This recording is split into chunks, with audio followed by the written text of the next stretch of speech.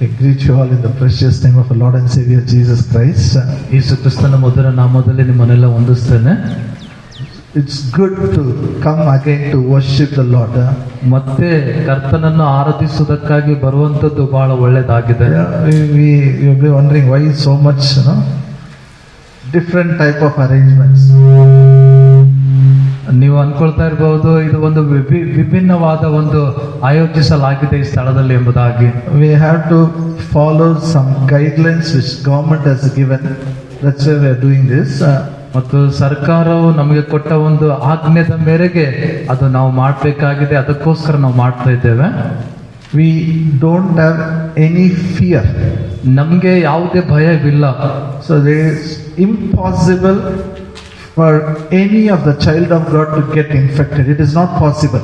ಮತ್ತು ಇದು ಸಾಧ್ಯನೇ ಇಲ್ಲ, ಯಾವ ದೇವ ಮಕ್ಕಳಿಗೂ ಕೂಡ ಈ ಒಂದು ಸೋಂಕು ತಗುಲ್ತದೆಂಬುದಾಗಿ ಅದು ಸಾಧ್ಯನೇ ಇಲ್ಲ. Even that little bit of doubt should not come in our minds. ಮತ್ತು ಸ್ವಲ್ಪವೂ ಕೂಡ ಸಂಶಯ ನಮ್ಮ ಮನಸ್ಸಿನಲ್ಲಿ ಬರಬಾರದು. God is good. ದೇವರು ಒಳ್ಳೆಯವನಾಗಿದ್ದಾನೆ. Hallelujah. Hallelujah. He is in us. ಆತನು ನಮ್ಮ ಒಳಗಡೆ ಇದ್ದಾನೆ. When He is in us, nothing will happen to us. ಆತನು ನಮ್ಮ ಒಳಗಡೆ ಇರುವಾಗ ನಮಗೆ ಯಾವುದು ಕೂಡ ನಮಗೆ ಏನು ಹಾನಿ ಆಗುವುದಿಲ್ಲ. Okay, let's get into God's word. ನಾವು ದೇವರ ವಾಕ್ಯದ ಕಡೆಗೆ ಹೋಗೋಣ. Turn your Bible to Gospel according to Matthew 6th chapter. We'll read verse 33. ಮತ್ತಾಯನು ಬರೆದ ಸುವಾರ್ತೆ 6ನೇ ಅಧ್ಯಾಯ 13ನೇ ವಚನ ನಾವು ಓದೋಣ. But seek ye first the kingdom of God and His righteousness, all these things shall be added unto you. ಹೀಗಿರುವುದರಿಂದ ನೀವು ಮೊದಲು ದೇವರ ರಾಜ್ಯಕ್ಕಾಗಿಯೂ ನೀತಿಗಾಗಿಯೂ ತವಕ ಪಡಿರಿ, ಇವುಗಳ ಕೂಡ ಅವೆಲ್ಲವೂ ನಿಮಗೆ ದೊರಕುವವು. Now, Tuesday evenings I've been teaching on this subject for quite some time. ಮತ್ತು ನಾನು ಮಂಗಳವಾರ ಸಾಯಂಕಾಲ ಈ ಒಂದು ವಿಷಯದ ಕುರಿತಾಗಿ ನಾನು ಕಲಿಸ್ತಾ ಇದ್ದೇನೆ. Hallelujah. Hallelujah. And I'll continue the same. Still it is not over. ಮತ್ತು ನಾನು ಇದನ್ನೇ ಮುಂದುವರಿಸಿಕೊಂಡು ಹೋಗ್ತೇನೆ, ಯಾಕೆಂದ್ರೆ ಇದು ಇನ್ನೂ ಕೂಡ ಮುಕ್ತಾಯವಾಗಿಲ್ಲ. Okay. In this we are trying to do audio recording and put it in YouTube. It is not for others. It is for you to listen again and again. ಇದು ಆಡಿಯೋ ರೆಕಾರ್ಡಿಂಗ್ ಮಾಡಿ ನಾವು YouTube ನಲ್ಲಿ ಹಾಕಬೇಕೆಂಬುದಾಗಿ ಇದ್ದೇವೆ. ಇದು ಬೇರೊಬ್ಬರಿಗಾಗಿ ಅಲ್ಲ, ಇದು ನಮಗಾಗಿ, ಯಾಕೆಂದ್ರೆ ನಾವು ಪದೇ ಪದೇ ವಾಕ್ಯ ಕೇಳುವಂತೆ ಅದು ಆಗ್ತದೆ. Jesus is talking to the covenant people, says seek ye first the kingdom of God and His righteousness. ಯೇಸು ಕ್ರಿಸ್ತನು ಒಡಂಬಡಿಕೆಯ ಜನರಿಗೆ ಮಾತನಾಡ್ತಾ ಇದ್ದಾನೆ. ಏನಂತಂದ್ರೆ ನೀವು ಮೊದಲು ದೇವರ ರಾಜ್ಯಕ್ಕಾಗಿಯೂ ಆತನ ನೀತಿಗಾಗಿ ತವಕ ಪಡಿರಿ ಎಂಬುದಾಗಿ. All these things shall be added unto you. ಮತ್ತು ಇವೆಲ್ಲವೂ ಕೂಡ ನಿಮಗೆ ಎಲ್ಲವೂ ನಿಮ್ಮನ್ನು ಹಿಂಬಾಲಿಸುತ್ತದೆ ಎಂಬುದಾಗಿ. People who don't know God, they run behind things. ಮತ್ತು ಯಾವ ಜನರಿಗೆ ದೇವರು ಗೊತ್ತಿಲ್ವೋ ಅವರು ಈ ಒಂದು ವಿಷಯಗಳ ಹಿಂದೆ ಅವರು ಓಡ್ತಾರೆ. They are worried about eating, drinking and clothing. ಅವರು ಉಣ್ಣುವುದರಲ್ಲಿ ಮತ್ತು ತಿನ್ನುವುದರಲ್ಲಿ, ಕುಡಿಯುವುದರಲ್ಲಿ ಮತ್ತು ತೊಡುಕೊಳ್ಳುವುದರಲ್ಲಿ ಅವರು ಚಿಂತಿಸ್ತಾರೆ. They are chasing all those things. ಈ ಎಲ್ಲ ವಿಷಯಗಳಿಗೆ ಅವರು ಅಲ್ಲಿ ಎದುರು ಹೋಗ್ತಾರೆ. Jesus, all these things will be added unto you. ಆದ್ರೆ ಯೇಸು ಕ್ರಿಸ್ತನು ಹೇಳ್ತಾನೆ ಎಲ್ಲವೂ ನಿನಗೆ ಹಿಂಬಾಲಿಸ್ತವೆ, ಸೇರಿಸಲ್ಪಡ್ತವೆ. ಅದನ್ನ ನಾವ್ ಏನ್ ಮಾಡ್ಬೇಕಂದ್ರೆ only one thing. ಒಂದೇ ಒಂದು ವಿಷಯ. We have to seek the kingdom of God and His righteousness. ನಾವು ಆತನ ರಾಜ್ಯಕ್ಕಾಗಿಯೂ ಮತ್ತು ನೀತಿಗಾಗಿಯೂ ನಾವು ತವಕ ಪಡಬೇಕು ಮಾತ್ರ. Why? ಯಾಕೆ? Jesus taught in the Lord's Prayer, we have to pray, let Thy will be done in earth as it is in heaven. ಯೇಸು ಕ್ರಿಸ್ತನು ಪರಲೋಕದ ಪ್ರಾರ್ಥನೆಯಲ್ಲಿ ಕಲಿಸ್ತಾನೆ, ಯಾವ ರೀತಿ ನಿನ್ನ ಚಿತ್ತ ಪರಲೋಕದಲ್ಲಿ ನೆರವೇರುತ್ತದೋ ಅದೇ ರೀತಿಯಾಗಿ ಭೂಲೋಕದಲ್ಲಿಯೂ ಸಹ ನಿನ್ನ ಚಿತ್ತ ನೆರವೇರಲಿ ಎಂಬುದಾಗಿ. God's will should be done in our life as it is in heaven. ಮತ್ತು ದೇವರ ಚಿತ್ತ ಯಾವ ರೀತಿ ಒಂದು ಪರಲೋಕದಲ್ಲಿ ನೆರವೇರಲ್ಪಡ್ತದೋ ಅದೇ ರೀತಿಯಾಗಿ ಈ ಒಂದು ಲೋಕದಲ್ಲಿ ನಮ್ಮ ಜೀವಿತದಲ್ಲಿ ಆತನ ಚಿತ್ತ ನೆರವೇರಬೇಕು. Amen. Amen. God's will is not different for heaven, it's not different for earth. ಮತ್ತು ದೇವರ ಚಿತ್ತ ಸ್ವರ್ಗಕ್ಕಾಗಿಯೂ ಪರಲೋಕಕ್ಕಾಗಿಯೂ ಮತ್ತು ಈ ಒಂದು ಭೂಲೋಕಕ್ಕಾಗಿಯೂ ವ್ಯತ್ಯಾಸ ಇಲ್ಲ. Same will. ಅದೇ ಚಿತ್ತ ಇದೆ. Are you here? ನೀವು ಇಲ್ಲಿದ್ದೀರಾ? Disturbance? From outside. Okay. Is there sickness in heaven? ಪರಲೋಕದಲ್ಲಿ ರೋಗ ಇದೆನಾ? Is there poverty in heaven? ಬಡತನ ಇದೆನಾ ಪರಲೋಕದಲ್ಲಿ? So it is not allowed in our house. It is not allowed in our life. ಮತ್ತು ನಮ್ಮ ಜೀವಿತದಲ್ಲಿ ನಮ್ಮ ಮನೆಯಲ್ಲೂ ಕೂಡ ಅದಕ್ಕೆ ಅನುಮತಿ ಇಲ್ಲ. In spirit, we are born again. We are in the kingdom of God. ಆತ್ಮದಲ್ಲಿ ನಾವು ಹೊಸದಾಗಿ ಹುಟ್ಟಿದ್ದೇವೆ ಮತ್ತು ನಾವು ದೇವರ ರಾಜ್ಯದಲ್ಲಿದ್ದೇವೆ. But our mind is a old mind. ಆದ್ರೆ ನಮ್ಮ ಮನಸ್ಸು ಅನ್ನುವಂಥದ್ದು ಹಳೆಯ ಒಂದು ಮನಸ್ಸಾಗಿದೆ. Bible says it is a vain mind. Vain mind is a useless mind. It is. Our before born again, our mind was a very useless. ನಾವು ಹೊಸದಾಗಿ ಹುಟ್ಟುವುದಕ್ಕಿಂತ ಮುಂಚಿತವಾಗಿ ನಮ್ಮ ಮನಸ್ಸು ಅದು ವ್ಯರ್ಥವಾದ ಮನಸ್ಸು ಮತ್ತು ಅದು ಯಾವುದೇ ಉಪಯೋಗಕ್ಕೆ ಬರೋದಂತ ಮನಸ್ಸದಾಗಿತ್ತು. Hallelujah. Ephesians 4:17 says this, our mind is filled with vanity of thoughts, waste thoughts. ಮತ್ತು ನಮ್ಮ ಮನಸ್ಸಿನಲ್ಲಿ ಬೇಕಾಗದ ವಿಷಯಗಳು ಒಂದು ಬೇರೆ ಕೆಟ್ಟ ತರದ ವಿಷಯಗಳಿಂದ ತುಂಬಿಸಲ್ಪಟ್ಟಿದೆ ಅಂತ Very low ಹೇಳ್ತದೆ. level thinking. ಬಹಳ ಒಂದು ಕೆಳಮಟ್ಟದ ಯೋಚನೆಗಳಿಂದ. But now we are in the kingdom of God. ಆದ್ರೆ ಈಗ ನಾವು ದೇವರ ರಾಜ್ಯದಲ್ಲಿದ್ದೇವೆ. Hallelujah. Hallelujah. So our thinking should change. ಈಗ ನಮ್ಮ ಒಂದು ಯೋಚನೆ ಮಾಡುವಂತ ವಿಧಾನ ಅದು ಬದಲಾಗಬೇಕು. We need a kingdom mentality. ನಮಗೆ ರಾಜ್ಯದ ಒಂದು ಮನೋಭಾವನೆ ಇರಬೇಕು. When we have a kingdom mentality, we enjoy kingdom blessings. ಯಾವಾಗ ನಮ್ಗೆ ರಾಜ್ಯದ ಒಂದು Okay, now listen. When we enjoy kingdom blessings. ಯಾವಾಗ ನಮ್ಗೆ ಒಂದು ಆ ರಾಜ್ಯದ ಮನೋಭಾವನೆ ಮನಸ್ಸು ಇರ್ತದೋ ಆವಾಗ ಆ ರಾಜ್ಯದ ಒಂದು ಆಶೀರ್ವಾದಗಳನ್ನು ನಾವು ಅಲ್ಲಿ ನಾವು ಆನಂದಿಸ್ತೇವೆ. So ಅದರಲ್ಲಿ we have one work to do. ನಮ್ಗೆ ಒಂದು ಕೆಲಸ ಇದೆ ಮಾಡುವುದಕ್ಕಾಗಿ. Turn your Bible to 2 Corinthians 10th chapter, 2 ಕೊರಿಂಥ 10ನೇ ಅಧ್ಯಾಯಕ್ಕೆ ನಿಮ್ಮ ಬೈಬಲ್ ಅನ್ನು ತಿರುಗಿಸ್ರಿ. verse 5. 5ನೇ ವಚನ. 2 ಕೊರಿಂಥ 10ನೇ ಅಧ್ಯಾಯ 5ನೇ ವಚನ. Casting down imagination and every high thing that exalteth itself against the knowledge of God, bringing into captivity every thought to the obedience of Christ. ನಾವು ವಿತರ್ಕಗಳನ್ನು ದೇವ ಜ್ಞಾನವನ್ನು ವಿರೋಧಿಸುವುದಕ್ಕೆ ಏರಿಸಲ್ಪಟ್ಟಿರುವ ಉನ್ನತವಾದ ಎಲ್ಲಾ ಕೊತ್ತಲಗಳನ್ನು ಕೆಡವಿ ಹಾಕಿ ಎಲ್ಲ ಯೋಚನೆಗಳನ್ನು ಕ್ರಿಸ್ತನಿಗೆ ವಿಧೇಯವಾಗುವಂತೆ ಸೆರೆ ಹಿಡಿದು ನಿಮ್ಮ ವಿಧೇಯತ್ವವು ಪರಿಪೂರ್ಣವಾದ ಮೇಲೆ ಎಲ್ಲ ವಿಧೇಯತ್ವಕ್ಕೆ ಶಿಕ್ಷೆ ಮಾಡೋದಕ್ಕೆ ಸಿದ್ಧರಾಗಿದ್ದೇವೆ. Every thought which comes in our mind, we should bring it to the obedience of Christ. ಯಾವುದೆಲ್ಲ ಒಂದು ಯೋಚನೆಗಳು ನಮ್ಮ ಮನಸ್ಸಿನಲ್ಲಿ ಬರ್ತವೋ ಅವೆಲ್ಲವೂ ನಾವು ಕ್ರಿಸ್ತನಿಗೆ ವಿಧೇಯವಾಗುವಂತೆ ಸೆರೆ ಹಿಡಿತೇವೆ. So many thoughts comes. ನಾನಾ ವಿಧವಾದ ಯೋಚನೆಗಳು ಬರ್ತವೆ. Hallelujah. Hallelujah. Now listen to me. ನನ್ ಕೇಳ್ರಿ. So I told you, imagination is very important, sir. ಮತ್ತು ನಾನು ಹೇಳ್ತಾ ಇದ್ದೇನೆ ಏನಂತಂದ್ರೆ ಆಲೋಚನೆ ಮಾಡುವಂಥದ್ದು, What is it? ಕಲ್ಪನೆ ಮಾಡುವಂಥದ್ದು. You should have a mental picture. ನಿಮಗೆ ಒಂದು ಮಾನಸಿಕ ಚಿತ್ರಣ ಇರಬೇಕು.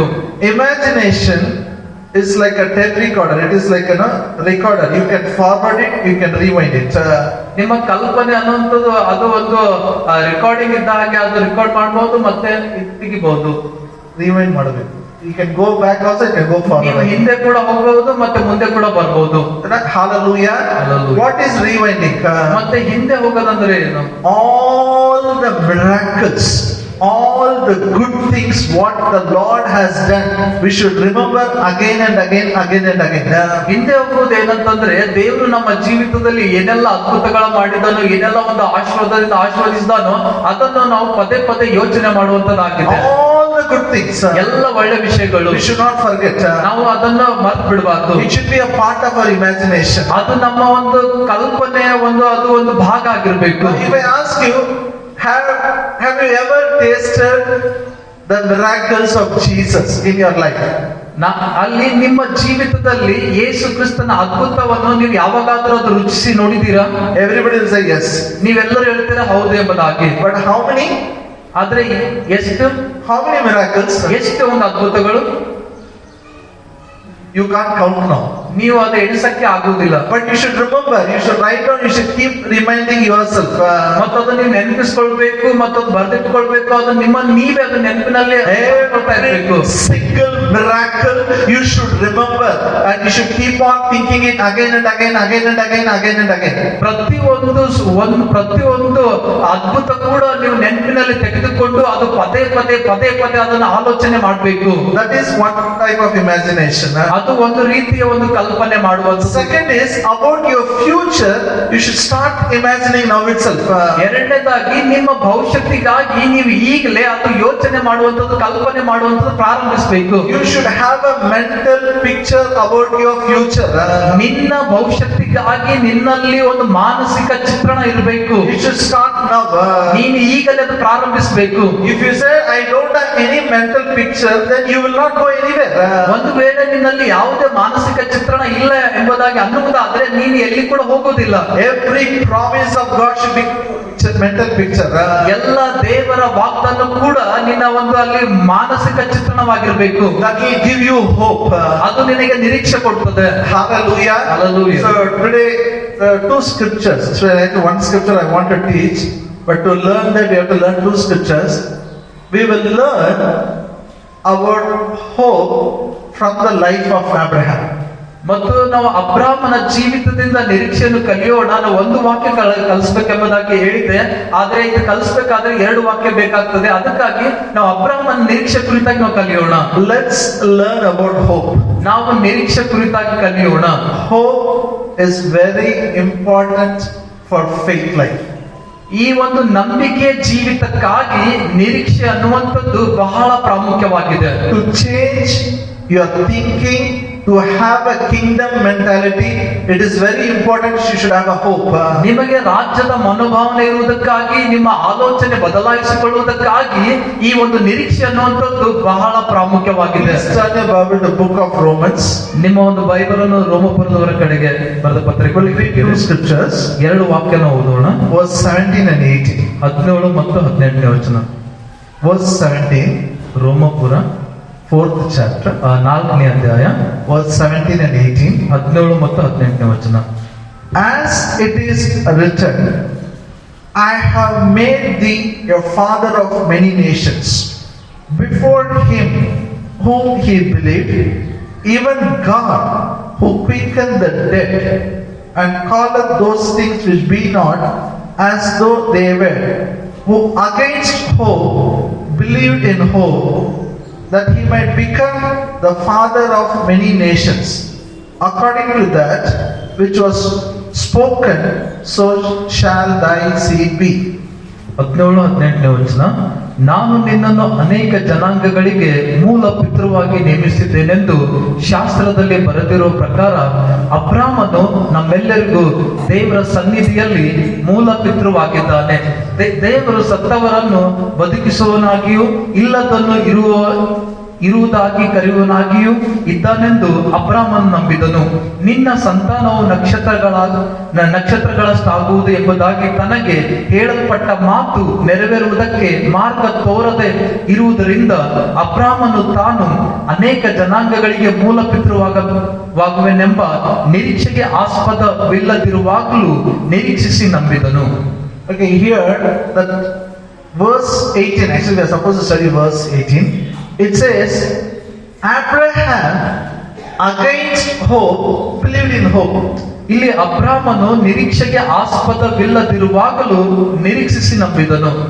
Against hope believed in hope. ಈ ಆತನ ನಿರೀಕ್ಷೆಗೆ ಆಸ್ಪದವಿಲ್ಲದಿರುವಾಗಲೂ ನಿರೀಕ್ಷಿಸಿ ನಂಬಿದನು.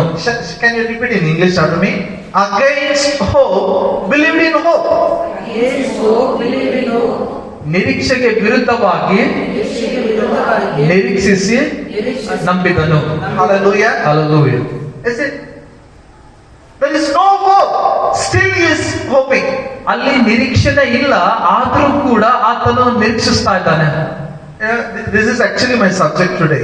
ಇವತ್ತಿನ ಒಂದು ವಿಷಯದ ಇದೇ ಆಗಿದೆ ನಂದು. Sometimes some prayers we are praying, or some need we have no hope. Still against it you can have hope. ನಾವು ಕೆಲವೊಂದು ವಿಷಯಗಳಿಗಾಗಿ ಪ್ರಾರ್ಥನೆ ಮಾಡ್ತಾ ಇದ್ದೇವೆ, ಕೆಲವೊಂದು ವಿಷಯಗಳಿಗಾಗಿ ಅಲ್ಲಿ ನಿರೀಕ್ಷೆನೇ ಇಲ್ಲ, ಆದ್ರೂ ಕೂಡ ನಾವು ನಿರೀಕ್ಷಿಸಿ ನಂಬ್ತಾ ಇದ್ದೇವೆ. Sometimes we don't pray, we stop it. ಕೆಲವೊಂದು ಸಾರಿ ನಾವು ಪ್ರಾರ್ಥನೆ ಮಾಡಿಲ್ಲ, ನಾವು ಅದು ನಿಲ್ಲಿಸ್ಬಿಟ್ಟಿದ್ದೇವೆ, ಅದಕ್ಕೋಸ್ಕರ ಮಾಡುವಂಥದ್ದು. No, it is not possible. ನಾವು ಅನ್ಕೊಂಡಿದ್ದೇವೆ ಅಂದ್ರೆ ಇಲ್ಲ, ಇದು ಸಾಧ್ಯ ಇಲ್ಲ ಎಂಬುದಾಗಿ. Even in that hopeless situation, how can we have hope? ನಿರೀಕ್ಷೆ ಇಲ್ಲದಿರುವಾಗಲೂ ಕೂಡ ನಾವು ಹೇಗೆ ನಿರೀಕ್ಷಿಸಿ ನಂಬಬೇಕು? I told you, if you have to understand verse 18, you have to understand verse 17. 18ನೇ ವಚನ ನಿಮ್ಗೆ ಅರ್ಥ ಆಗ್ಬೇಕಂದ್ರೆ 17ನೇ ವಚನ ಮೊದಲು ಅರ್ಥ ಆಗ್ಬೇಕು. That is very important. ಅದು ಬಹಳ ಪ್ರಾಮುಖ್ಯವಾಗಿದೆ. I have preached many times on this scripture. ಈ ವಾಕ್ಯದ ಮೇಲೆ ನಾನು ಬಹಳಷ್ಟು ಸಾರಿ ಪ್ರಸಂಗ ಮಾಡಿದ್ದೇನೆ. No problem. One more time, listen to me. ಇನ್ನೊಂದು ಸಾರಿ ನಾವು ಕೇಳೋಣ. Verse 17, Paul starts like this: As it is written, I have made thee a father of many nations. ನಾನು ನಿನ್ನನ್ನು ಅನೇಕ ಜನಾಂಗಗಳಿಗೆ ಮೂಲ ಪಿತೃವಾಗಿ ನೇಮಿಸಿದ್ದೇನೆಂದು ಶಾಸ್ತ್ರದಲ್ಲಿ ಬರೆದಿರೋ ಪ್ರಕಾರ. Now look here. ನನ್ನ ಕಡೆ Paul is quoting Old Testament. ಈ ಪೌಲನು ಹಳ ಒಡಂಬಡಿಕೆ ಆತನು ಹೇಳ್ತಾ ಇದ್ದಾನೆ.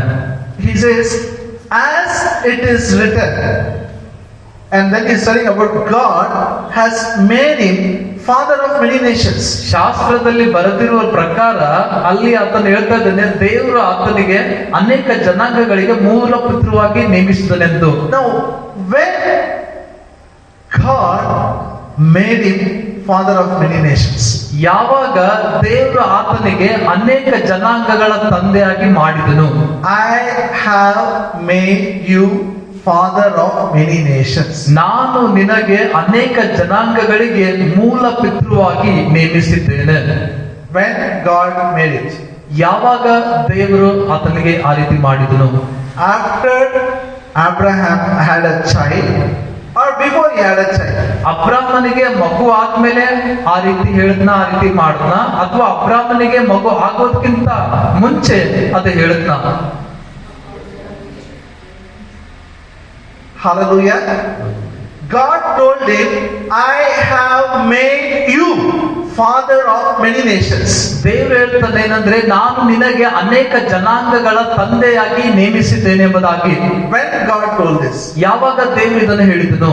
Before he became a father, or after he became a father? ತಂದೆ ಆಗೋದಕ್ಕಿಂತ ಮುಂಚಿತವಾಗಿ ಹೇಳ್ತನ, ಇನ್ ತಂದೆ ಆದ್ಮೇಲೆ ಹೇಳ್ತನ?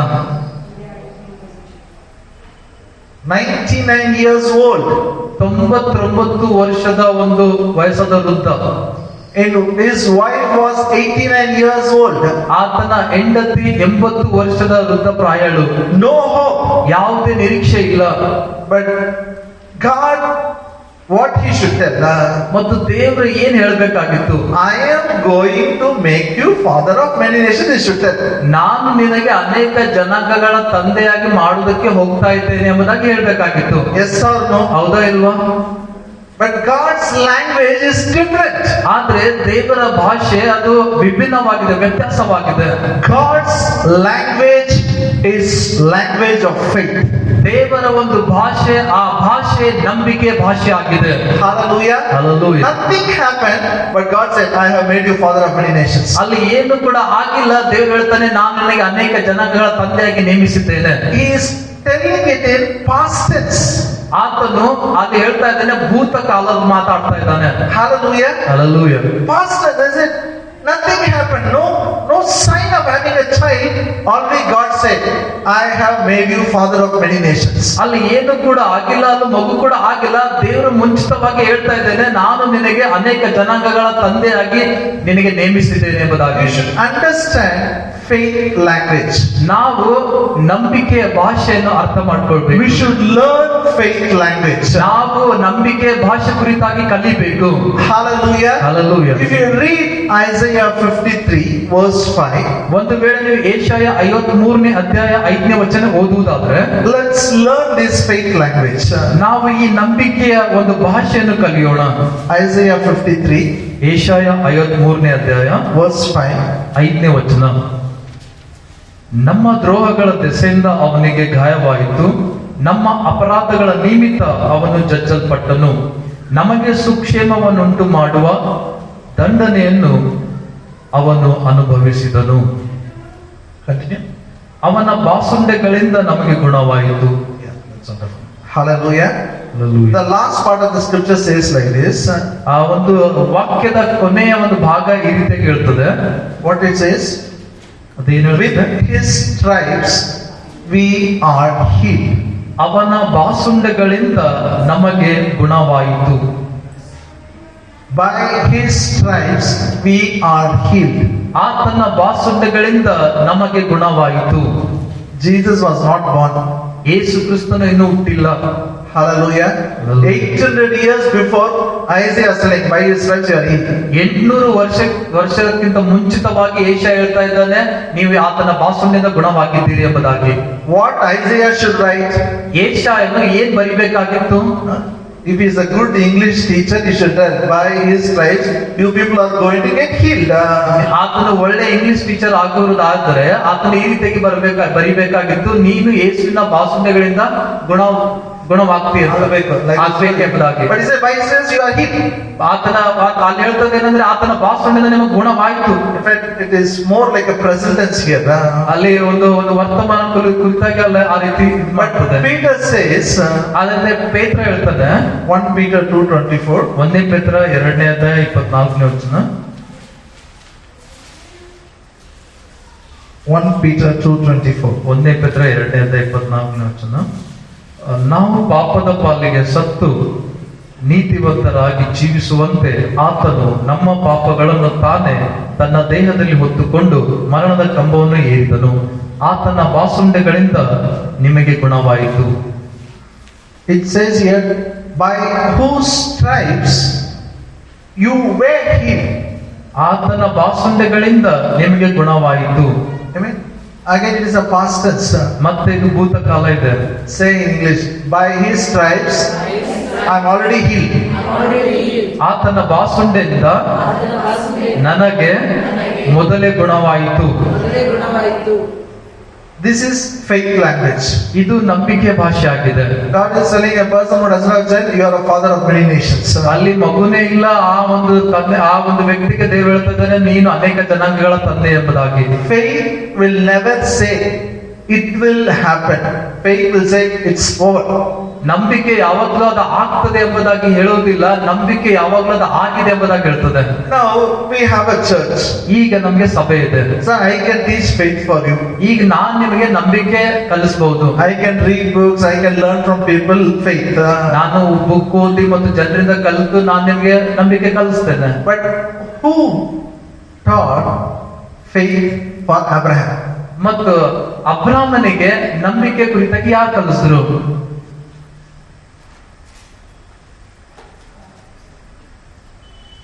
Again, it's all there in Romans 4:17. Okay. ಮತ್ತೆ ಇದೆಲ್ಲ ಕೂಡ ರೋಮ 4ನೇ ಅಧ್ಯಾಯ 17ನೇ ವಚನದಲ್ಲಿ ಇದೆ. Come again. ಮತ್ತೆ ಅಲ್ಲಿಗೆ ಬಂದ್ರೆ Romans 4:17. ರೋಮಪುರ 4ನೇ ಅಧ್ಯಾಯ 17ನೇ ವಚನ. ನಾನು ನಿನ್ನನ್ನು ಅನೇಕ ಜನಾಂಗಗಳಿಗೆ ಮೂಲ ಪಿತೃವಾಗಿ ನೇಮಿಸಿದ್ದೇನೆಂದು ಶಾಸ್ತ್ರದಲ್ಲಿ ಬರೆದಿರುವ ಪ್ರಕಾರ ಅಬ್ರಾಮನು ನಮ್ಮೆಲ್ಲರಿಗೂ ದೇವರ ಸನ್ನಿಧಿಯಲ್ಲಿ ಮೂಲ ಪಿತೃವಾಗಿದ್ದಾನೆ. ದೇವರು ಸತ್ತವರನ್ನು ಬದುಕಿಸುವವನಾಗಿಯೂ ಇಲ್ಲದನ್ನು ಇರುವುದಾಗಿಯೂ ಕರೆಯುವನಾಗಿಯೂ ಇದ್ದಾನೆಂದು ಅಬ್ರಾಮನು ನಂಬಿದನು. ನಿನ್ನ ಸಂತಾನವು ನಕ್ಷತ್ರಗಳಷ್ಟಾಗುವುದು ಎಂಬುದಾಗಿ ತನಗೆ ಹೇಳಲ್ಪಟ್ಟ ಮಾತು ನೆರವೇರುವುದಕ್ಕೆ ಮಾರ್ಗ ತೋರದೆ ಇರುವುದರಿಂದ ಅಬ್ರಾಮನು ತಾನು ಅನೇಕ ಜನಾಂಗಗಳಿಗೆ ಮೂಲ ಪಿತೃವಾಗುವೆನೆಂಬ ನಿರೀಕ್ಷೆಗೆ ಆಸ್ಪದವಿಲ್ಲದಿರುವಾಗಲೂ ನಿರೀಕ್ಷಿಸಿ ನಂಬಿದನು. Okay, now listen. In verse 17 it says, as it is written, I have made you father of many nations, before him whom he believed. ಅಲ್ಲಿ 17 ವಚನ ಹೇಳ್ತದೆ, ನಾನು ನಿನ್ನನ್ನು ಅನೇಕ ಜನಾಂಗಗಳಿಗೆ ಮೂಲ ಪಿತೃವಾಗಿ ನೇಮಿಸಿದ್ದೇನೆಂದು ಶಾಸ್ತ್ರದಲ್ಲಿ ಬರೆದಿರುವ ಪ್ರಕಾರ ಅಬ್ರಾಮನು ನಮ್ಮೆಲ್ಲರಿಗೂ ದೇವರ ಸನ್ನಿಧಿಯಲ್ಲಿ ಮೂಲ ಪಿತೃವಾಗಿದ್ದಾನೆ. ದೇವರ ಸನ್ನಿಧಿಯಲ್ಲಿ. Okay, and now translate for him. In English it says before him, means before God. ಮತ್ತು ಅಲ್ಲಿ ದೇವರ ಕನ್ನಡ ಟ್ರಾನ್ಸ್ಲೇಷನ್ ಇಸ್ ಕರೆಕ್ಟ್. ದೇವರ ಸನ್ನಿಧಿಯಲ್ಲಿ ಎಂಬುದಾಗಿ. Actual translation is ಅಲ್ಲಿ ನಿರ್ದಿಷ್ಟವಾಗಿ ಒಂದು ತರ್ಜುಮೆ ನೋಡುವುದಾದ್ರೆ tell in English before God. ದೇವರ ಮುಂದೆ, ದೇವರ ಸನ್ನಿಧಿಯಲ್ಲಿ. Before God. ದೇವರ ಸನ್ನಿಧಿಯಲ್ಲಿ. Actual translation is face to face itself. ತರ್ಜುಮೆ ಏನಂದ್ರೆ ಅಲ್ಲಿ ಮುಖಾಮುಖಿಯಾಗಿ. Abraham learned faith from God. ಅಬ್ರಾಮನು ದೇವರಿಂದ ನಂಬಿಕೆಯನ್ನು ಕಲ್ತನು. He looked to God, he learned faith. ಆತನು ದೇವರ ಕಡೆಗೆ ನೋಡಿದ್ನು, ಆತನು ನಂಬಿಕೆ ಕಲ್ತನು. What he looked to God, what he learned, ದೇವರ ಕಡೆಗೆ ಯಾವುದಕ್ಕಾಗಿ ನೋಡಿದ್ನು, ಆತನು ಯಾವುದಕ್ಕಾಗಿ ಏನ್ ಕಲ್ತನು? here it says, okay, just we'll go over little bit. Okay? He is a God who quickens the dead, and the last part it says, He is a God who calls those things which be not as though they were. ಅಲ್ಲಿ ವಾಕ್ಯದಲ್ಲಿ ಕೊನೆ ಅಂಶದಲ್ಲಿ ಹೇಳ್ತದೆ, ಕೊನೆ ಭಾಗದಲ್ಲಿ ಇಲ್ಲದನ್ನು ಇರುವುದಾಗಿ ಕರೆಯುವನಾಗಿಯೂ ಇದ್ದಾನೆಂದು ಅಬ್ರಾಮನು ನಂಬಿದನು. Tell in English, my God calleth those things which be not as though they were. ನನ್ನ ದೇವರು ಇಲ್ಲದನ್ನು ಇರುವುದಾಗಿಯೂ ಕರೆಯುವನಾಗಿಯೂ ಇದ್ದಾನೆಂದು ಅಬ್ರಾಮನು ನಂಬಿದನು. Hallelujah. Now look at it. Who is this God? ಈ ದೇವರು ಯಾರಾಗಿದ್ದಾರೆ? He always calls those things which be not as if they are dead. ಆತನು ಯಾವಾಗಲೂ ಇಲ್ಲದಿರುವ ಒಂದು ವಸ್ತುಗಳಲ್ಲಿ ಇವೆ ಎಂಬುದಾಗಿ ಕರೆಯುವವನು ಆತನಾಗಿದ್ದಾನೆ. How Abraham learned faith from God. ಹೇಗೆ ಅಬ್ರಾಮನು ದೇವರಿಂದ ನಂಬಿಕೆಯನ್ನು ಕಲಿತನು? What is that Abraham learned from God? ಮತ್ತು ಅಲ್ಲಿ ಏನಿತ್ತು ದೇವರು ಅಬ್ರಾಮನು ದೇವರಿಂದ ಕಲಿತನು. Abraham is very new to God. He doesn't know God much. ಯಾಕಂದ್ರೆ ಅಬ್ರಾಮನು ದೇವರಿಗೆ ಬಹಳ ಹೊಸದಾಗಿ ಇದ್ನು ಮತ್ತು ಹೆಚ್ಚಾಗಿ ದೇವರ ಬಗ್ಗೆ He ಗುರುತಿಸಿಲ್ಲ. is seeing how God talks. ಆತನು ದೇವರು ಹೇಗೆ ಮಾತಾಡ್ತಾನೆ ಎಂಬುದಾಗಿ ಆತನು ನೋಡ್ತಾ ಇದ್ದನು. This God calls those things which be not as if they are. ಈ ದೇವರು ಇಲ್ಲದಿರುವುದನ್ನು ಇದೆ ಎಂಬುದಾಗಿ ಆತನು ಕರೆಯುತ್ತಾನೆ. He was 99 years old. ಆತನು ಅಬ್ರಾಮನು 99 ವರ್ಷದವನಾಗಿದ್ದನು. She was 89 years old. ಆಕೆಯು 89 ವರ್ಷದವಳಾಗಿದ್ದಳು. No child. ಮಗು ಇಲ್ಲ. His name was Abraham and Sarai. ಅಬ್ರಾಮ್ ಮತ್ತೆ ಸಾರಾ ಎಂಬುದಾಗಿ ಅವಳ ಹೆಸರಿತ್ತು. Then God changed his name. ಆವಾಗ ಅವರ ಹೆಸರು ದೇವರು ಬದಲಾಯಿಸ್ತಾನೆ. Genesis 17:5 ಆದಿಕಾಂಡ 17ನೇ ಅಧ್ಯಾಯ 5ನೇ ವಚನದಲ್ಲಿ and Genesis 17:15. ಮತ್ತು ಆದಿಕಾಂಡ 17:15 17:15 ಇನ್ನು ಮುಂದೆ ನಿನಗೆ ಅಬ್ರಾಮ್ ಎಂದು ಹೆಸರಿರುವುದಿಲ್ಲ, ನಿನ್ನನ್ನು ಅನೇಕ ಜನಾಂಗಗಳಿಗೆ ಮೂಲ ಪಿತೃವಾಗಿ ನೇಮಿಸಿರುವುದರಿಂದ ನಿನಗೆ ಅಬ್ರಹಾಂ ನೆಂದು ಹೆಸರಿರುವುದು. 15ನೇ ವಚನ. ಇದಲ್ಲದ ದೇವರು ಅಬ್ರಹಾಮನಿಗೆ ನೀನು ಇನ್ನು ಮುಂದೆ ನಿನ್ನ ಪತ್ನಿಯನ್ನು ಸಾರಯಳೆಂದು ಕರೆಯದೆ ಸಾರಾ ಎಂದು ಕರೆಯಬೇಕು. Okay, now listen. ನನ್ನ ಕೇಳ್ರಿ. This is very important. Unless you understand verse 17, verse 18, when I'm teaching, you will not understand. 17ನೇ ವಚನ ಎಲ್ಲಿ ತನಕ ನಾನು ನಿಮ್ಗೆ ಕಲಿಸಲು ಎಲ್ಲಿ ತನಕ ನೀವು ಅರ್ಥ ಮಾಡ್ಕೊಳ್ಳೋದಿಲ್ಲ, ಅಲ್ಲಿವರೆಗೆ 18ನೇ ವಚನ ನಿಮ್ಗೆ ಅರ್ಥ Now, ಆಗುತ್ತಿಲ್ಲ. I said Abraham is learning faith from God. ಈಗ ಅಬ್ರಾಮನು ದೇವರಿಂದ ನಂಬಿಕೆ ಕಲಿತಾ ಇದ್ದಾನೆ. What he is learning? ಏನ್ ಕಲಿತಾ ಇದ್ದಾನೆ? How God talks. ಹೇಗೆ ದೇವರು ಮಾತನಾಡ್ತಾನೆ. How God talks is totally different from the way people talk. ಯಾವ ರೀತಿ ಜನರು ಮಾತಾಡ್ತಾರೋ ಅದಕ್ಕಿಂತ ಹೆಚ್ಚಾದ ವಿಭಿನ್ನವಾಗಿ ವ್ಯತ್ಯಾಸವಾಗಿ ದೇವರು ಮಾತನಾಡ್ತಾನೆ. Totally different. ವ್ಯತ್ಯಾಸವಾಗಿ ಪರಿಪೂರ್ಣವಾಗಿ ಅಲ್ಲಿ ವ್ಯತ್ಯಾಸವಾಗಿ People ಮಾತನಾಡ್ತಾನೆ. will talk what they see. ಜನರು ಏನ್ ನೋಡ್ತಾರೋ ಅದನ್ನ ಮಾತನಾಡ್ತಾರೆ. But this God is different. ಆದ್ರೆ ಈ ದೇವರು ವ್ಯತ್ಯಾಸಗಳನ್ನಾಗಿದ್ದಾನೆ. What is not there, he is calling. ಏನಲ್ಲಿ ಇರುವುದಿಲ್ವೋ ಅದನ್ನು ಇದೆ ಎಂಬುದಾಗಿ ಕರೆಯುತ್ತಾನೆ. What Abraham and Sarah are not having. ಈಗ ಅಬ್ರಾಮನಿಗೆ ಸಾರಳಿಗೆ They ಏನಿರ್ಲಿಲ್ಲ, didn't have a child. ಅವರಿಗೆ ಮಕ್ಕಳಿರಲಿಲ್ಲ. That time God is telling, you are a father of many nations, you are a mother of many nations. ಆ ಸಮಯದಲ್ಲಿ ದೇವರು ಹೇಳ್ತಾ ಇದ್ದಾನೆ, ನೀನು ಅನೇಕ ಜನಾಂಗಗಳಿಗೆ ತಂದೆ ಆಗಿರ್ತಿ, ನೀನು ಅನೇಕ ಜನಾಂಗಗಳಿಗೆ ತಾಯಿ ಆಗಿರ್ತಿ ಎಂಬುದಾಗಿ. Hallelujah. Hallelujah. This is faith language. ಇದು ಒಂದು ನಂಬಿಕೆ ಭಾಷೆ ಆಗಿದೆ. God, the first time when God spoke, he used faith language. ಯಾವಾಗ ಮೊದಲನೇ ಸಾರಿ ದೇವರು ಮಾತನಾಡಿದನೋ ಆತನು ನಂಬಿಕೆಯನ್ನು ಉಪಯೋಗಿಸಿ ಮಾತನಾಡಿದನು. That's why Bible says, by faith God created the world. ಅದಕ್ಕಾಗಿ ಬೈಬಲ್ ಹೇಳ್ತದೆ ದೇವರು ನಂಬಿಕೆಯಿಂದಲೇ ಈ ಒಂದು ಪ್ರಪಂಚ ಈ ಲೋಕವನ್ನು ಸೃಷ್ಟಿ ಮಾಡಿದನು ಎಂಬುದಾಗಿ. How was the world? ಈ ಒಂದು ಲೋಕ ಹೇಗಿತ್ತು? Genesis 1st chapter verse 2. ಆದಿಕಾಂಡ 1ನೇ ಅಧ್ಯಾಯ 2ನೇ ವಚನ. And the earth was without form and void, and darkness was upon the face of the deep. The Spirit of God moved upon the face of the waters. ಭೂಮಿಯು ಕ್ರಮವಿಲ್ಲದೆಯೂ ಬರಿದಾಗಿಯೂ ಇದ್ದು ಆದಿ ಸಾಗರದ ಮೇಲೆ ಕತ್ತಲಿದ್ದು ದೇವರ ಆತ್ಮನು ಜಲಸಮೂಹಗಳ ಮೇಲೆ ಚಲಿಸುತ್ತಿತ್ತು. Hallelujah. Are you with me? ಇನ್ನು ನೊಟ್ಟಿಗಿದ್ದೀರಾ? Say in English. Without form, empty, darkness. ಕ್ರಮವಿಲ್ಲದೆಯೂ ಬರಿದಾಗಿಯೂ ಕತ್ತಲಾಗಿತ್ತು. ದೇವರು ಏನ್ ಮಾಡಬೇಕು? What you should, you should tell. ನೋಡೋದು ಮಾತಾಡ್ಬೇಕು. ಕತ್ತಲೆ ಕತ್ತಲೆ, ಯು ಶುಡ್ ಟಾಕ್. ಅದನ್ನು ನೋಡಿ ಮಾತಾಡ್ಬೇಕಾಗಿತ್ತು. ಕತ್ತಲೆ ಅಂದ್ರೆ ಕತ್ತಲೆ, nothing is there, nothing is there, you should talk. ಆತ ಅಲ್ಲಿ ಏನೂ ಇಲ್ಲ ಅಂದ್ರೆ ಏನೂ ಇಲ್ಲ ಅಂತ ಮಾತಾಡ್ಬೇಕಾಗಿತ್ತು. His language is different.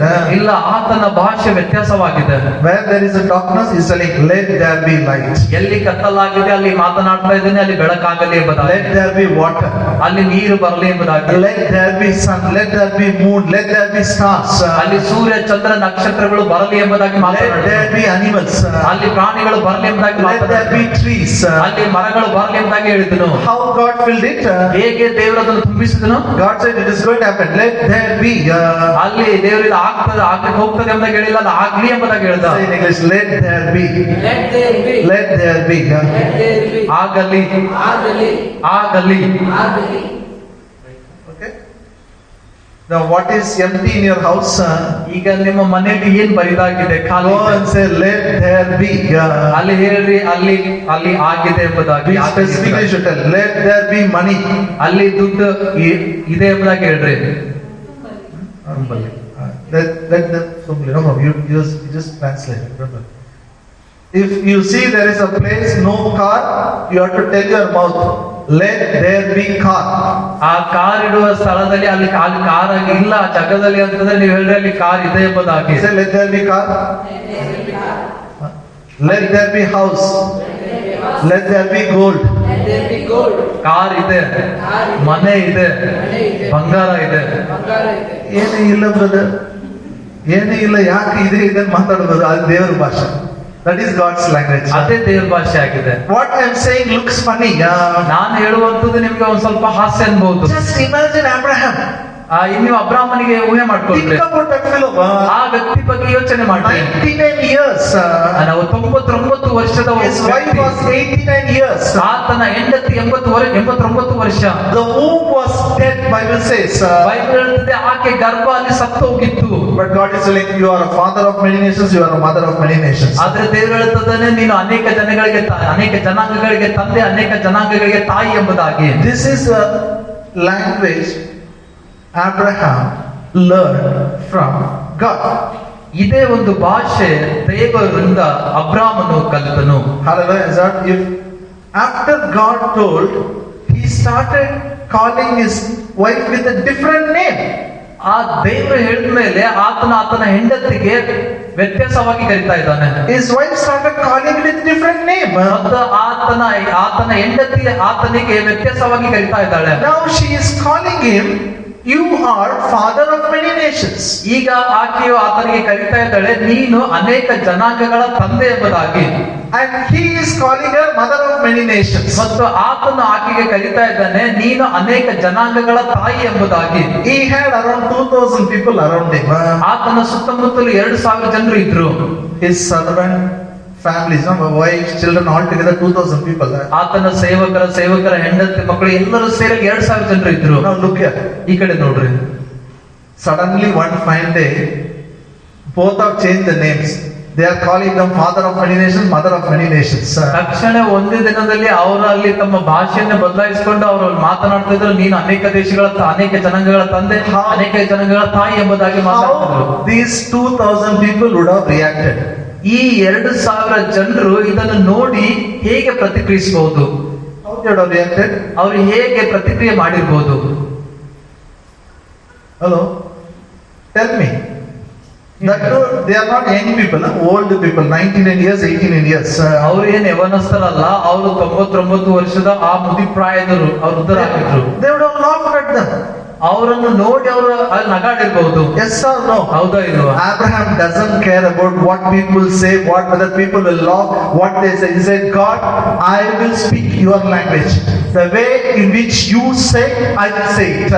ಮತ್ತು ಅಬ್ರಾಮನು ಯಾವತ್ತೂ ಕೂಡ ಆತನ ಜನರು ಏನೇ ಮಾತಾಡ್ಲಿ ಏನೇ ಹೇಳ್ತಾರೋ ಅದ್ರ ಬಗ್ಗೆ ಆತನು ಕೇರ್ ಮಾಡ್ಲಿಲ್ಲ. ಆತನು ದೇವ್ರೆ ನೀನ್ ಏನ್ ಮಾತಾಡ್ತೀಯೋ ನಿನ್ನ ಭಾಷೆ ನಾನು ಮಾತಾಡ್ತಾನೆ ಎಂಬುದಾಗಿ ಆತನು ಹೇಳ್ತನು. If your style is calling those things which be not as if they were, the same way I will also call. Whatever is not there, I will call as if it is there. ನಿನ್ನ ಶೈಲಿ ಇಲ್ಲದಿರುವುದನ್ನು ಇದೆ ಎಂಬುದಾಗಿ ಕರೆಯುವುದಾದ್ರೆ ನಾನು ಕೂಡ ಅದೇ ಒಂದು ಶೈಲಿಯಲ್ಲಿ ಇಲ್ಲದಿರುವುದನ್ನು ಇದೆ ಎಂಬುದಾಗಿ ಕರೀತೇನೆ. Hallelujah. Hallelujah. Now tell me, which is important? Talking God's language is important, or thinking about what people will talk about is important? ದೇವರ ಭಾಷೆ ಮಾತಾಡುವುದು ಪ್ರಾಮುಖ್ಯವಾಗಿದೆನಾ, ಏನು ಜನರು ಏನ್ ಮಾತಾಡ್ತಾರೆ ಎಂಬುದಾಗಿ ಅದ್ರ ಬಗ್ಗೆ ಯೋಚನೆ ಮಾಡುವುದು ಪ್ರಾಮುಖ್ಯ ಆಗಿದೆನಾ? ಜೋರಾಗಿ ಇಲ್ಲ ಮಜಾಕ್ ಮಾಡ್ತಾರಲ್ಲ, ಮಾಡ್ಲಿ, no problem. See when you start moving in faith, people may laugh at you, doesn't bother. ಯಾವಾಗ ನೀವು ನಂಬಿಕೆಯಲ್ಲಿ ನೀವು ಕಾರ್ಯರೂಪದಲ್ಲಿ ಬರ್ತಾ ಇರ್ತೀರೋ ಮಾಡ್ತಾ ಇರ್ತೀರೋ ಅವಾಗ ಜನರು ನಿಮಗೆ ಮಜಾಕ್ ಮಾಡಿದ್ರು ಪರವಾಗಿಲ್ಲ, ಮಜಾಕ್ ಮಾಡಬಹುದು. Hallelujah. Hallelujah. Now comes verse 18. ಈಗ 18ನೇ ವಚನ Very important. ಬಹಳ ಪ್ರಾಮುಖ್ಯವಾಗಿದೆ. Okay, and actually we have to close the service before 8 o'clock. ನಾವು 8 ಗಂಟೆ ಮುಂಚಿತವಾಗಿ ನಾವು ಈ ಒಂದು ಆರಾಧನೆ ಮುಕ್ತಾಯಗೊಳಿಸಬೇಕು. Here it says, against hope, he believed in hope.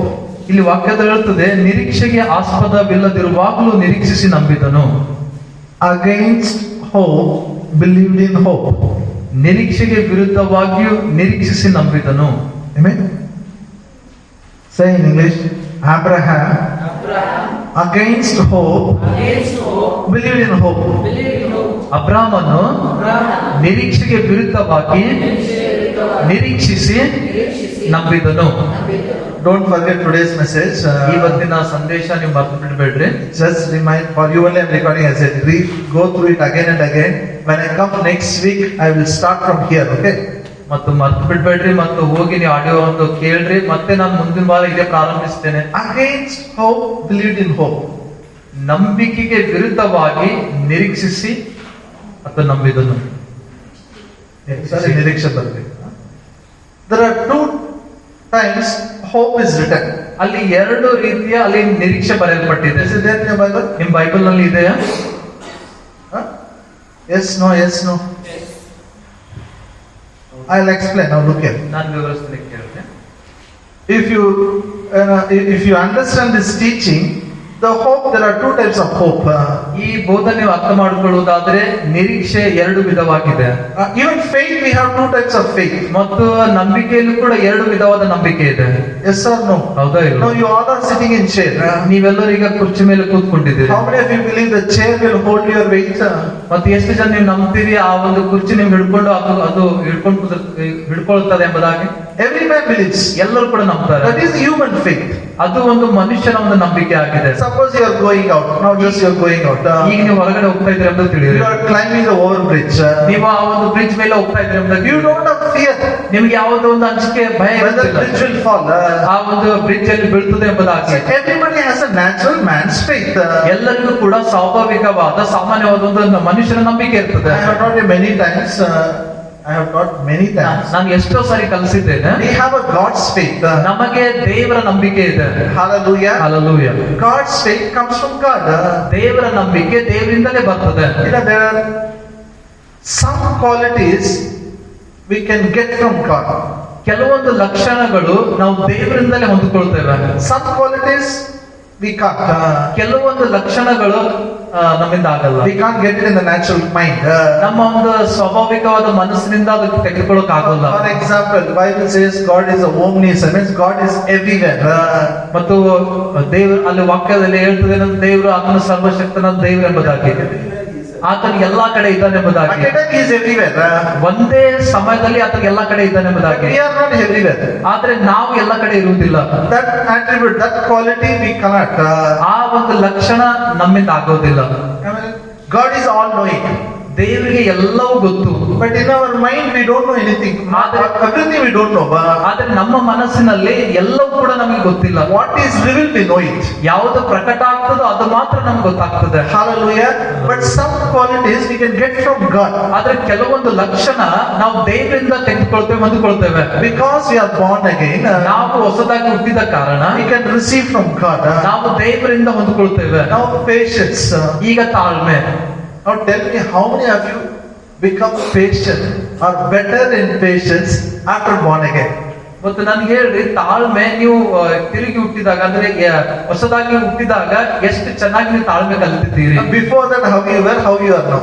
ನೀವು ಹೊಸದಾಗಿ ಹುಟ್ಟುವುದಕ್ಕಿಂತ ಮುಂಚಿತವಾಗಿ ನಿಮ್ಮಲ್ಲಿ ತಾಳ್ಮೆ ಹೇಗಿತ್ತು ಮತ್ತು ನೀವು ಹೊಸದಾಗಿ ಹುಟ್ಟಿದ ಆದ್ಮೇಲೆ ನಿಮಗೆ ತಾಳ್ಮೆ ಹೇಗಿದೆ? Improved or no? ಅದು ಅಲ್ಲಿ ಚೆನ್ನಾಗಿ ಬೆಳೆದಿದ್ದೇನಾ? ಎಷ್ಟು ಸಿಟ್ಟು ಬರ್ತದೆ brother. We have developed patience because we have got the God's quality.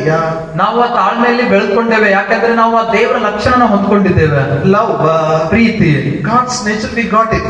ದೇವರ ಸ್ವಭಾವನ ಹೊಂದ್ಕೊಂಡಿದ್ದೇವೆ. These are all attributes of God. Like that, faith also we got it from God. Because we are born again, we got it from God. ಅದೇ ರೀತಿಯಾಗಿ ನಾವು ತಿರುಗಿ ಹುಟ್ಟಿದ ಕಾರಣ, ಹೊಸದಾಗಿ ಹುಟ್ಟಿದ ಕಾರಣ ನಾವು ದೇವರಿಂದ ನಂಬಿಕೆಯನ್ನು ಹೊಂದಿಕೊಂಡಿದ್ದೇವೆ. The children are born, some things they get from the father and mother. ಮತ್ತು ಯಾವ ಮಕ್ಕಳು ಅಲ್ಲಿ ಇದ್ದಾರೋ ಅವರು ತಂದೆ ತಾಯಿಯಿಂದ ಕೆಲವೊಂದು ಹೊಂದಿಕೊಳ್ತಾರೆ. So in faith there are two aspects. One is human part of faith, another is God's faith. ನಂಬಿಕೆ ಅನ್ನೋದು ಮನುಷ್ಯರ ಒಂದು ನಂಬಿಕೆ ಒಂದು ವಿಧವಾಗಿದೆ, ಇನ್ನೊಂದು ನಂಬಿಕೆ ಅದು ದೇವರ ನಂಬಿಕೆ ಒಂದು ವಿಧಾನ ಆಗಿದೆ. And second, the same way hope also there are two things. ಅದೇ ರೀತಿಯಾಗಿ ನಿರೀಕ್ಷೆಗೂ ಕೂಡ ಅಲ್ಲಿ ಎರಡು ವಿಧಗಳಿವೆ. Look. Abraham and Sarah. ಅಬ್ರಾಮನು ಮತ್ತು ಸಾರಾಳು. Suppose if they are living today, ಅವರು ಇವತ್ತು ಜೀವಿಸ್ತಾ ಇದ್ರೆ and they both go to doctor. ಅವರು ಇವತ್ತು ಡಾಕ್ಟರ್ ಬಳಿಗೆ ಹೋಗ್ತಾರೆ. What doctor will ask? ಈಗ ಡಾಕ್ಟರ್ ಏನ್ ಕೇಳ್ತಾನೆ ಅವ್ರಿಗೆ? What is your problem? ನಿಮ್ಮ ಸಮಸ್ಯೆ ಏನು? Do you have a back pain? Do you have a leg pain? ನಿಮಗೆ ಕಾಲು ನೋವು ಇದೆನಾ, ನಿಮಗೆ ಬೆನ್ನು ನೋವು ಇದೆನಾ? First they will ask the name. ಮೊದಲನೇದಾಗಿ ಆತನ ಹೆಸರು ಕೇಳ್ತಾನೆ. Second they will ask the age. ಎರಡನೇದಾಗಿ ವಯಸ್ಸು ಕೇಳ್ತಾನೆ. So they are telling, no, I am 99 years old, she is 89 years old. ಆತನ 99 ವರ್ಷ, ಈಕೆ 89 ವರ್ಷ. So what doctors will think? ಈಗ ಡಾಕ್ಟರ್ ಏನ್ ಯೋಚನೆ ಮಾಡ್ತಾನೆ? Maybe BP you have to check, sugar you have to check, all these things will go in doctor's mind. BP check ಮಾಡ್ಬೇಕಾಗ್ತದೆ ಮತ್ತು ಶುಗರ್ ಚೆಕ್ ಮಾಡ್ಬೇಕಾಗ್ತದೆ ಎಂಬುದಾಗಿ ಈ ಎಲ್ಲ ಯೋಚನೆಗಳು ಅವ್ರ ತಲೆಯಲ್ಲಿ ಹೋಗ್ತದೆ. What is your problem? ನಿಮ್ಮ ಸಮಸ್ಯೆ ಏನು? No, we want to have a child. ನಮಗೆ ಅಲ್ಲಿ ಮಕ್ಕಳು ಬೇಕಾಗಿದೆ. What doctor will say? ಈಗ ಡಾಕ್ಟರ್ ಏನ್ ಹೇಳ್ತಾನೆ?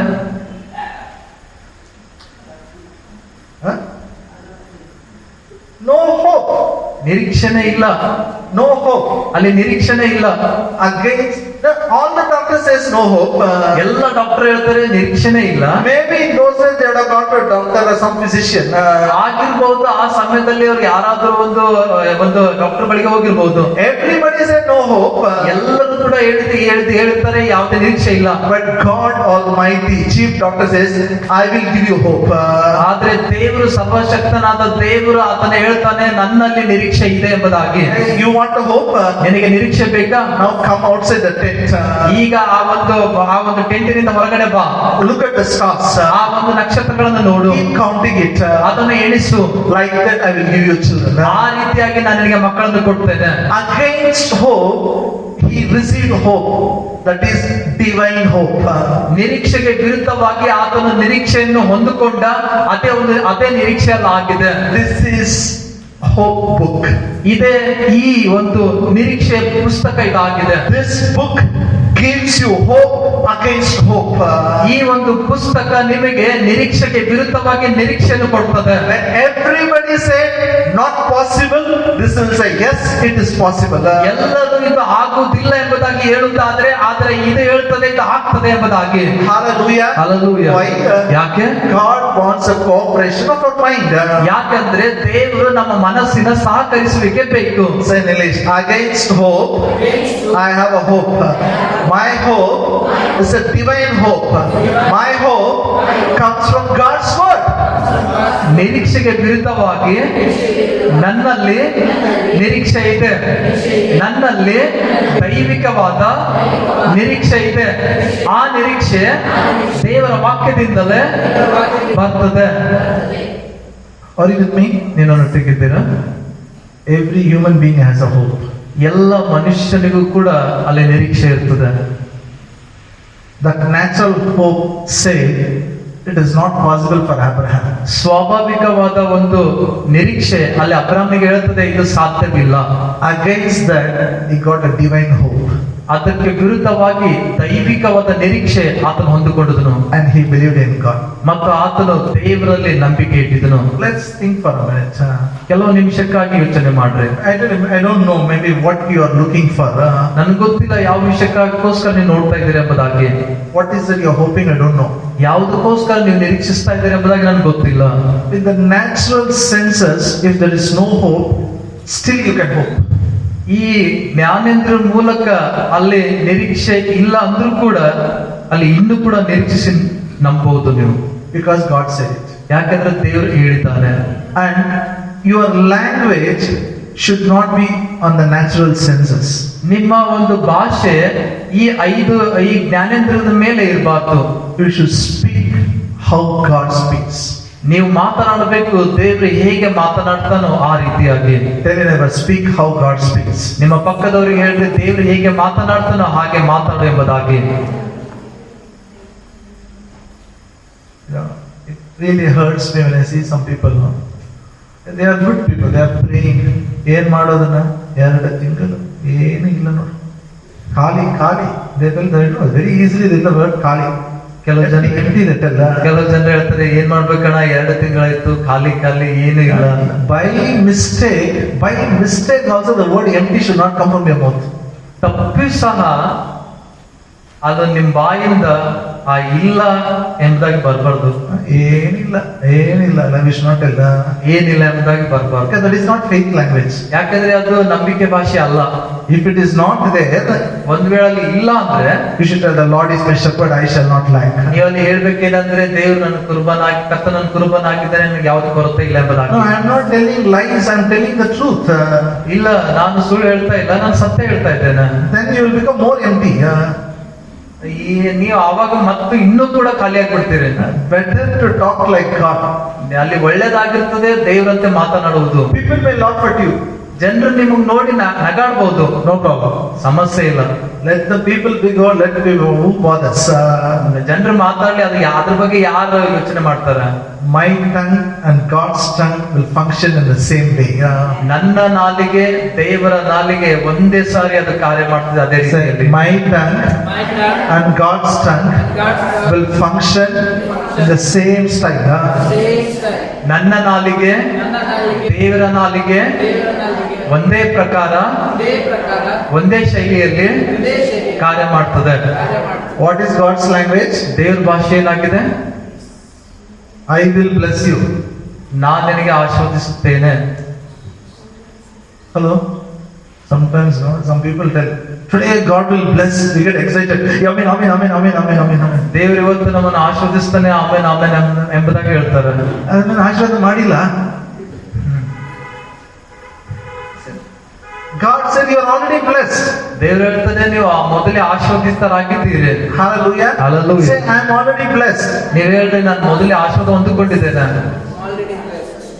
Whatever you want, say let there be that item in your with your mouth. ಏನೇ ನಿಮ್ಮ ಬಾಯಿಂದ ನೀವು ಹೇಳುವಾಗ ಅಲ್ಲಿ ಅದು ಇದೆ ಎಂಬುದಾಗಿ ಬೇಕು. Let there be, you tell that. ನಿಮಗೆ ಏನೇನ್ ಬೇಕೋ ಅಲ್ಲಿ ಇದೆ ಎಂಬುದಾಗಿ ನಿಮ್ಮ ಬಾಯಿಂದ ಹೇಳ್ರಿ. How God said let there be light. ಹೇಗೆ ದೇವರು ಅಲ್ಲಿ ಬೆಳಕಾಗಲಿ ಎಂಬುದಾಗಿ ಹೇಳ್ದ, The same way instead of light, what you want you put it. ಅದೇ ರೀತಿಯಾಗಿ ಬೆಳಕಿಗೆ ಬದಲಾಗಿ ನಿಮ್ಗೆ ಏನ್ ಬೇಕಾಗಿದೆಯೋ ಅದು ಆಗಲಿ ಎಂಬುದಾಗಿ I ಹೇಳ್ರಿ. just gave example, car, bike and house an example. ನಾನು ಬರೀ ಒಂದು ಉದಾಹರಣೆ ಕೊಟ್ಟಿದ್ದೇನೆ, ಕಾರ್, ಬೈಕ್, ಮನೆ ಎಂಬುದಾಗಿ. ಸುಮ್ನೆ You can speak better. ನೀವು ಅದಕ್ಕಿಂತ ಒಳ್ಳೇದಾಗಿ ಮಾತಾಡ್ಬೋದು. Say let there be good rank will come. ನೀವು ಅಲ್ಲಿ ಹೇಳ್ರಿ ನಿಮ್ಮ ಬಾಯಿಂದ ಅಲ್ಲಿ ಒಳ್ಳೆ ರ್ಯಾಂಕ್ ಬರಲಿ ಎಂಬುದಾಗಿ. Amen. Don't say let there be no examination. Okay. ಅಲ್ಲಿ ಆ ರೀತಿ ಹೇಳ್ಬೇಡ್ರಿ, ಯಾವುದೇ ಪರೀಕ್ಷೆಯಲ್ಲಿ ಇರದೇ ಇರಲಿ ಎಂಬುದಾಗಿ. Because your tongue has the power. ಯಾಕಂದ್ರೆ ನಿಮ್ಮ ನಾಲಿಗೆಯಲ್ಲಿ ಶಕ್ತಿ ಇದೆ. Okay. Let there be marks, let there be admission, let there be. Keep speaking until your people may laugh at you. Don't talk in front of the fools. You speaking faith language. ನೀವು ಅಲ್ಲಿ ನಂಬಿಕೆಯಿಂದ ಮಾತಾಡ್ರಿ, ಮೂರ್ಖರ ಎದುರುಗಡೆ ನೀವು ಮಾತಾಡ್ಬೇಡ್ರಿ. ನೀವು ಅಲ್ಲಿ ಏನೇ ನಿಮ್ಗೆ ಬೇಕಾಗ್ತದೆ, ಅಂಕಗಳು, ಅಡ್ಮಿಷನ್ ಏನೆಲ್ಲ ಬೇಕಾಗ್ತದೆ ಅದನ್ನ ಆಗಲಿ ಆಗಿದೆ ಅಂತ ಈ ರೀತಿ ಮಾತನಾಡ್ರಿ. Amen? Is it clear? Shall we pray? ನಾವು ಪ್ರಾರ್ಥಿಸೋಣ. ನಾವು ಪ್ರಾರ್ಥಿಸೋಣ. ಸ್ತೋತ್ರ ಯೇಸುವೆ, ಅಪ್ಪ ನಿಮಗೆ ಸ್ತೋತ್ರ ತಂದೆ, ಕರ್ತ ನಿಮ್ಮನ್ನು ವಂದನೆ ಸಲ್ಲಿಸ್ತೇವೆ. Oh hallelujah, hallelujah, hallelujah, hallelujah, hallelujah. ಸ್ತೋತ್ರ ತಂದೆ, ಯೇಸುವಿನ ನಾಮದಲ್ಲಿ ನಿನ್ನ ಪ್ರಸನ್ನತೆಗಾಗಿ ವಂದನೆ ಸಲ್ಲಿಸ್ತೇನೆ. ಕರ್ತನಿನ ವಾಕ್ಯದಿಂದ, ನಿನ್ನ ಪ್ರಕಟಣೆ ಜ್ಞಾನದಿಂದ ನಾನು ಮಾತನಾಡಿದೆ, ಅದಕ್ಕಾಗಿ ಸ್ತೋತ್ರ ಸ್ವಾಮಿ. ಈ ಪ್ರಕಟಣೆ ಜ್ಞಾನಕ್ಕಾಗಿ ನಾವು ವಂದನೆ ಸಲ್ಲಿಸ್ತೇವೆ. ಕರ್ತನೆ, ಯಾವ ಒಂದು ಭಾಷೆ ಅದು ನಿನ್ನದಾಗಿದೆಯೋ ಆ ಭಾಷೆ, ಒಂದು ಶೈಲಿ ನಮ್ಮೆಲ್ಲರ ವ್ಯಕ್ತಿಗತ ಜೀವಿತದಲ್ಲಿ ಅದು ಆಗಲ್ಪಡ್ತದೆ. ಅದಕ್ಕಾಗಿ ಸ್ತೋತ್ರ ಸ್ವಾಮಿ. ಓ ನಿನಗೆ ಸ್ತೋತ್ರ ಸ್ವಾಮಿ. ಯಾರು ಕೂಡ ಜನರು ಏನು ಅನ್ಕೊಳ್ತಾರೆ ಎಂಬುದಾಗಿ ಆಲೋಚನೆ ಮಾಡದೆ ಸ್ವಾಮಿ, ನಿನ್ನ ಭಾಷೆ ಒಂದು ಶೈಲಿ, ಒಂದು ಮಾತ್ರ ಶೈಲಿ ಈ ಇಲ್ಲಿ ಕೂತಿರುವ ಜನರಲ್ಲಿ ಅದು ಇರ್ತದೆ. ಅದು ನಿನ್ನ ಶೈಲಿಯಲ್ಲಿ ಜೀವಿಸ್ತಾರೆ ಸ್ವಾಮಿ, ನಿನ್ನ ಶೈಲಿಯಲ್ಲಿ ಮಾತನಾಡ್ತಾರೆ ಸ್ವಾಮಿ. ಇಲ್ಲದನ್ನು ಇದೆ ಎಂಬುದಾಗಿ ಕರೀತಾರೆ ಸ್ವಾಮಿ. ಯಾವ ವಿಷಯಗಳಿಗಾಗಿ ನಿರೀಕ್ಷಿಸ್ತಾ ಇದ್ದಾರೋ ಸ್ವಾಮಿ, ಅವರ ಜೀವಿತದಲ್ಲಿ ಅದಕ್ಕೆ ವಿರುದ್ಧವಾಗಿ ನಿರೀಕ್ಷಿಸಿ ಆ ದೈವಿಕ ಒಂದು ನಿರೀಕ್ಷೆಯಲ್ಲಿ ಅವರು ನಂಬಿಕೆ ಇಡ್ತಾರೆ. ಅದಕ್ಕಾಗಿ ಸ್ತೋತ್ರ ಸ್ವಾಮಿ. ಓ ನಿನಗೆ ಸ್ತೋತ್ರ ಕರ್ತನೆ. ಅಪ್ಪ, ಯಾವ ರೀತಿಗೆ ಅಬ್ರಾಮನು ನಂಬಿದನು ಸ್ವಾಮಿ, ನಿರೀಕ್ಷೆಗೆ ವಿರುದ್ಧವಾಗಿ ನಿರೀಕ್ಷಿಸಿ ಆತನು ನಂಬಿದನು ಸ್ವಾಮಿ. ಇವತ್ತು ಸ್ವಾಮಿ ಪ್ರತಿಯೊಬ್ಬರ ಜೀವಿತದಲ್ಲಿ ಯಾವೆಲ್ಲ ಅವಶ್ಯಕತೆಗಳು ಇವೆಯೋ ಅದು ಗೊತ್ತಿಲ್ಲ ಸ್ವಾಮಿ, ಆದ್ರೆ ನಿನಗೆ ಗೊತ್ತು ಸ್ವಾಮಿ. ಇವತ್ತು ಈ ನಿನ್ನ ಮಾತು, ಈ ನಿನ್ನ ವಾಕ್ಯ ಅವರಿಗೆ ಕೊಟ್ಟಿದೆ. ಅದಕ್ಕಾಗಿ ಸ್ತೋತ್ರ. ನಿನ್ನ ಭಾಷೆ ಪ್ರತಿಯೊಬ್ಬರು ಮಾತಾಡ್ತಾರೆ. ಅದಕ್ಕಾಗಿ ಸ್ತೋತ್ರ ಸ್ವಾಮಿ. ಓ ನಿನಗೆ ಸ್ತೋತ್ರ. ಅವರ ಜೀವಿತದಲ್ಲಿ ಅದು ಆಗಿರುವಂತದ್ದು ಅವರ ಕಣ್ಣಿನಿಂದ ಅವರು ನೋಡ್ತಾರೆ ಸ್ವಾಮಿ. ಆ ಶೈಲಿ ಪ್ರತಿಯೊಬ್ಬರು ಅರ್ಥ ಮಾಡ್ಕೊಳ್ತಾರೆ. ಸ್ತೋತ್ರ ಸ್ವಾಮಿ. ಅವರ ಶೈಲಿಯಲ್ಲಿ ಅವ್ರು ಮಾತನಾಡುವಾಗ ಕರ್ತನೆ, ನಿನ್ನ ಶೈಲಿ ಅದು ಇನ್ನೊಂದು ಜನರಿಗೆ ಅದು ಕಾಣಲ್ಪಡ್ತದೆ ಸ್ವಾಮಿ. ಎಲ್ಲ ಮಹಿಮೆ ನಿನಗುಂಟಾಗಲಿ ಯೇಸುವಿನ ಹೆಸರಿನಲ್ಲಿ. ವಾಕ್ಯಕ್ಕೆ ಕದ್ದುಕೊಂಡು ಹೋಗುವ ಎಲ್ಲ ಸೈತನ ಕುರಿತು ಮುರಿದಾಗ್ತಾನೆ. ವಾಕ್ಯದ ಅನುಗುಣವಾಗಿ 100% ಫಲ ಪ್ರತಿಯೊಬ್ಬರ ಜೀವಿತದಿಂದ ಅದು ಕಾಣಲ್ಪಡ್ತದೆ. ಸ್ತೋತ್ರ ಯೇಸುವಿನ ಹೆಸರಲ್ಲಿ ಬೇಡ್ತೇನೆ ತಂದೆ. Slight change in that offering. ಈಗ ಕಾಣಿಕೆ